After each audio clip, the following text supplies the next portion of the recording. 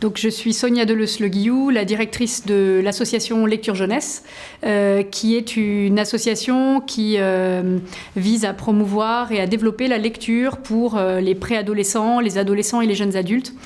Et qui s'intéresse donc à l'édition pour les adolescents et les jeunes adultes, mais aussi à leurs pratiques culturelles, leurs pratiques numériques, leurs pratiques de loisirs et à la médiation. Nous nous intéressons beaucoup aux pratiques numériques des jeunes et l'idée de l'association est d'essayer de changer un peu les représentations qu'on peut avoir sur les pratiques numériques des jeunes et puis de former les professionnels à ces pratiques de façon à ce qu'ils connaissent mieux en fait les adolescents et puissent mieux les accompagner. Je pense qu'il y a peut-être beaucoup d'idées reçues et qui voient, ou beaucoup de craintes plutôt et d'inquiétudes de la part des parents, de la part des adultes qui voient le numérique comme un enfermement et qui voient les jeunes comme ayant des pratiques vraiment très très à part et très spécifiques. Les jeunes ont des pratiques qui sont peut-être exacerbées par rapport à celles des adultes, mais il n'y a pas de fossé entre les adultes et les jeunes.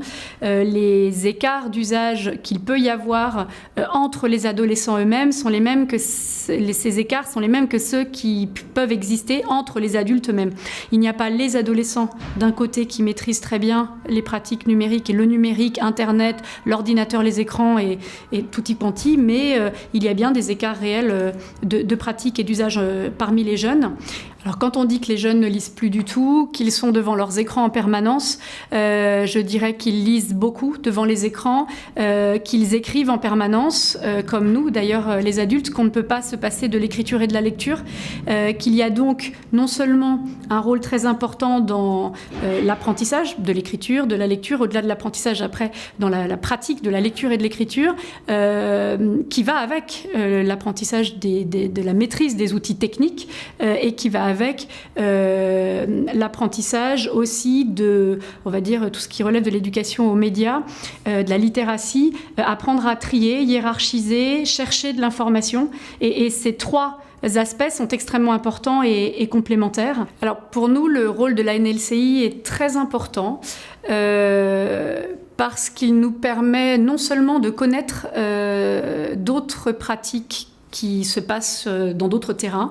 Il nous permet de nous mettre en lien avec d'autres partenaires. Il y a beaucoup d'interlocuteurs que nous avons rencontrés grâce à la NLCI. Nous avons par exemple un partenariat qui est en train de se mettre en place avec les CFA et avec Stéphane Bellucco grâce à la NLCI. Nous avons rencontré la FEV par la NLCI. Nous avons rencontré également